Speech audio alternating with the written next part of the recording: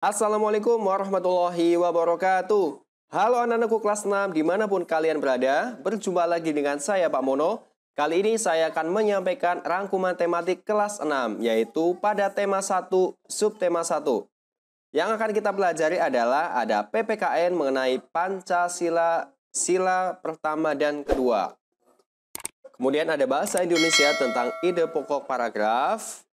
Ada IPA mengenai perkembangbiakan vegetatif dan generatif pada tumbuhan. Selanjutnya adalah pada materi IPS yaitu ASEAN. Dan yang terakhir adalah SBDB tentang seni patung. Sebelum kita mulai, jangan lupa berdoa dulu ya. Oke, yang pertama kita masuk pada pelajaran PPKN yaitu nilai-nilai Pancasila. Nilai-nilai yang terkandung dalam sila ketuhanan yang Maha Esa atau sila pertama sebagai berikut. Yang pertama adalah takwa terhadap Tuhan Yang Maha Esa, toleransi dan penghormatan kepada agama atau kepercayaan lain, kerukunan antar umat beragama. Oke, selanjutnya kita masuk pada nilai-nilai yang terkandung dalam sila kemanusiaan yang adil dan beradab atau sila kedua. Oke, yang pertama adalah persamaan derajat, menghargai hak asasi manusia, solidaritas antar sesama manusia, dan perdamaian. Berikutnya adalah perilaku yang sesuai dengan sila pertama, yaitu taat beribadah menurut keyakinan masing-masing, kemudian bersedekah, menghormati pemeluk agama lain. Selanjutnya adalah perilaku yang sesuai dengan sila kedua, yaitu menengok teman yang sedang sakit, bekerja sama dalam kelompok, menolong teman yang jatuh. Oke, sekarang kita masuk pada pelajaran bahasa Indonesia, yaitu menentukan ide pokok sebuah paragraf. Nah, kalian harus membaca keseluruhan isi teks bacaan ya. Terus menemukan kalimat utama pada tiap paragraf. Terus kalimat utama nanti biasanya terletak di awal ya, bisa di akhir dan campuran, yaitu ada awal dan akhir. Nah, kalimat utama biasanya diikuti oleh beberapa kalimat penjelas. Berikutnya adalah menentukan inti bahasan dari kalimat utama tersebut. Nah, yang bisa dijadikan gagasan pokok atau ide pokok. Nah, berikut ini adalah contoh menentukan ide pokok sebuah paragraf. Ini ada bacaan ya. Oke. Jagung merupakan salah satu tanaman yang dijadikan bahan makanan pokok di berbagai daerah, juga di Indonesia. Contohnya, penduduk Pulau Madura menjadikan jagung sebagai makanan pokoknya. Jagung merupakan salah satu tanaman penghasil karbohidrat yang sangat diperlukan oleh tubuh. Oke, ide pokok pada paragraf ini adalah jagung merupakan salah satu makanan pokok masyarakat Indonesia. Nah, ide pokok ini terletak di awal paragraf ya. Nih. Oke, berikutnya kita masuk pada pelajaran IPA yaitu perkembangbiakan generatif pada tumbuhan. Perkembangbiakan generatif atau secara kawin ini terjadi melalui proses menyerbukan dan pembuahan. Perkembangbiakan generatif pada tumbuhan ini diawali dengan penyerbukan, yaitu melekatnya atau jatuhnya serbuk sari ke kepala putik. Di dalam ruang bakal biji terjadi pembuahan, yaitu ada peleburan serbuk sari dengan kepala putik. Nah, hasil dari pembuahan ini adalah zigot. Zigot berkembang menjadi lembaga ya. Lembaga kemudian berkembang menjadi bakal biji. Nah, bakal biji ini nanti berkembang menjadi biji dan bakal buah. Oke, berikutnya contoh tumbuhan yang berkembang biak secara generatif. Yaitu ada salak, kacang tanah, bunga sepatu, jagung, kelapa, mangga, durian, jambu, dan lain sebagainya. Oke, selanjutnya adalah manfaat perkembangbiakan generatif pada tumbuhan. Nah, ini dapat melakukan pengembangan varietas tanaman baru dengan penyilangan.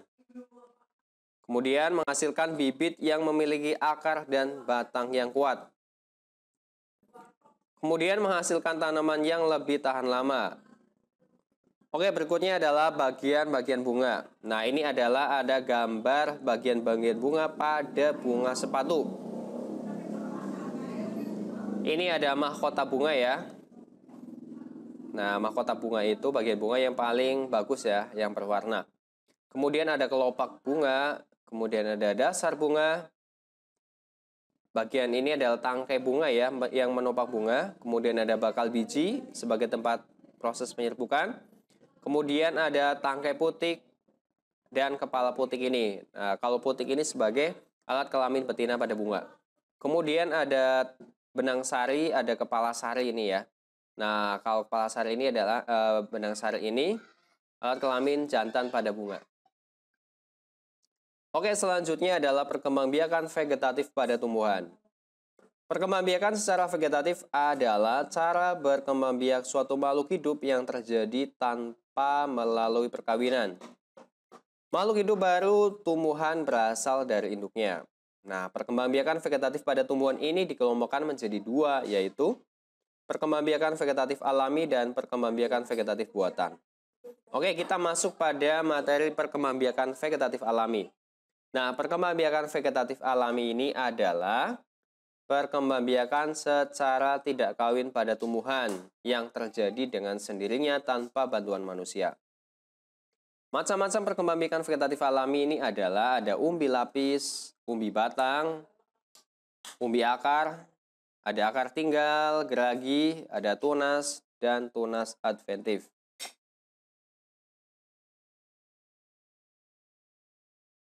Oke, berikutnya adalah perkembangbiakan vegetatif buatan. Nah, kalau perkembangbiakan vegetatif buatan ini adalah perkembangbiakan secara tidak kawin pada tumbuhan yang disengaja dilakukan oleh manusia atau dengan bantuan manusia. Oke, intinya adalah perkembangbiakan tumbuhan yang dibantu dengan manusia. Macam-macam perkembangbiakan vegetatif buatan adalah ada mencangkok, kemudian menempel atau okulasi, menyambung atau mengenten, stek, ya, kemudian ada merunduk. Nah, materi ini nanti akan saya jelaskan pada video berikutnya. Oke, berikutnya adalah manfaat tumbuhan bagi makhluk hidup. Sebagai penghasil oksigen dan menyerap karbon dioksida. Kemudian, sebagai penghasil sumber makanan, sebagai penghasil serat untuk pakaian, kemudian ada sebagai obat-obatan, mencegah tanah longsor dan erosi, sebagai tempat tinggal hewan, bisa sebagai bahan bakar, dan lain sebagainya. Oke, berikutnya kita masuk pada pelajaran IPS, yaitu mengenai negara ASEAN ya. Ini ada peta dari 10 negara ASEAN yang sudah ada bendera dan nama negaranya. Oke, yang pertama ada Indonesia, Myanmar, Thailand, Kamboja, Singapura, Laos, Vietnam, Malaysia, Filipina, dan Brunei Darussalam. Oke, selanjutnya kita masuk pada latar belakang berdirinya ASEAN. Yang pertama adalah karena letak geografis dan kemiripan budaya. Kemudian yang kedua adalah kepentingan yang sama dalam memajukan pertumbuhan ekonomi, sosial budaya, serta menjaga keamanan kawasan se-ASEAN. Oke, berdirinya ASEAN. Nah, ada 5 negara dan utusannya ya yang menjadi pencetus berdirinya ASEAN pada 8 Agustus 1967 atas dasar Deklarasi Bangkok. Oke, yang pertama ini ada Adam Malik ya dari Indonesia, kemudian ada Tun Abdul Razak dari Malaysia, ada Tanat Koman dari Thailand, kemudian S. Rajaratman dari Singapura, dan yang kelima adalah Narciso Ramos dari Filipina. Nah, Adam Malik ini adalah perwakilan dari Indonesia ya. Terakhir ini menjadi wakil presiden tahun 78. Nah, ini foto beliau ya. Selanjutnya ada negara lain yang ikut bergabung ya. Nah, ada Brunei Darussalam, ada Vietnam yang pada tahun 95, ada Laos dan Myanmar tahun 97. Yang terakhir bergabung adalah negara Kamboja pada tahun 99. Oke, berikutnya kita masuk pada kehidupan sosial budaya masyarakat ASEAN. Untuk negara Indonesia, negara yang kita cinta ini adalah negara kepulauan terbesar ya. Mata pencaharian terbesar masyarakat Indonesia adalah pada bidang pertanian, perdagangan, dan perindustrian. Mayoritas penduduknya adalah memeluk agama Islam. Kemudian yang kedua adalah negara Brunei Darussalam. Nah, negara ini banyak dipengaruhi oleh ajaran Islam ya. Mayoritas penduduknya adalah orang Melayu. Kemudian Malaysia. Nah, ada 3 kaum utama yang ada di Malaysia, yaitu Melayu, Cina, dan India. Musik tradisionalnya ini banyak dipengaruhi oleh budaya Cina, Islam, India, dan Indonesia. Kemudian ada Filipina. Nah, budaya Filipina ini merupakan hasil perpaduan antara budaya Barat dan Timur. Kehidupan budayanya ini dipengaruhi oleh budaya Melayu, Cina, dan Spanyol.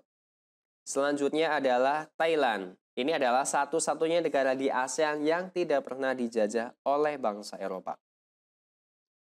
Berikutnya adalah Kamboja. Nah, jadi di Kamboja ini banyak candi ya yang terbuat dari batu. Kemudian dewa-dewa dari agama Hindu dan Buddha terukir pada tembok. Myanmar. Nah, Myanmar ini disebut sebagai negara 1000 pagoda. Hal ini disebabkan karena sangat mudah menemukan kuil-kuil suci Buddha. Nah, kemudian selanjutnya adalah Vietnam, terkenal dengan baju khasnya yang disebut dengan Áo Dai. Nah, ada topi caping pun banyak ditemui di sana. Laos. Nah, nama Laos berhubungan dengan penemunya, yaitu Ai Lao. Mayoritas penduduknya memeluk agama Buddha. Yang terakhir adalah Singapura. Negara ini memiliki lambang negara yaitu Merlion. Nah, ini patung patung singa ya. Penduduk Singapura berasal dari Cina, Melayu, India, dan Eropa. Berikutnya adalah pelajaran SPDP yaitu seni patung. Seni patung adalah karya 3 dimensi yang meniru bentuk sesuatu dan dikombinasikan dengan unsur keindahan. Nah, untuk bahan membuat patung itu sendiri ada 3, yaitu yang pertama adalah bahan lunak. Bahan lunak yang memiliki massa atau volume dapat digunakan untuk membuat patung ya. Contohnya adalah tanah liat, lilin, kelai, hingga bahan khas atau alternatif seperti sabun. Berikutnya adalah bahan sedang. Bahan ini yang tidak lunak dan tidak keras ya. Jadi contohnya adalah ada kayu randu, kayu mahoni, kayu waru, dan kayu yang tidak keras lainnya.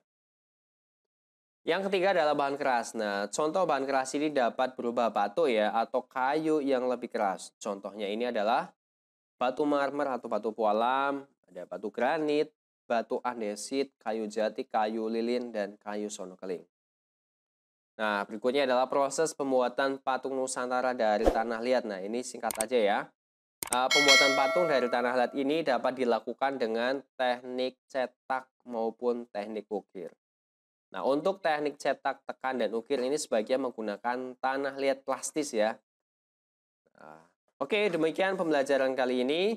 Semoga bisa bermanfaat. Dukung Pak Mono dengan like video, subscribe channel ini, dan aktifkan tombol loncengnya. Terima kasih. Assalamualaikum warahmatullahi wabarakatuh. Bye-bye.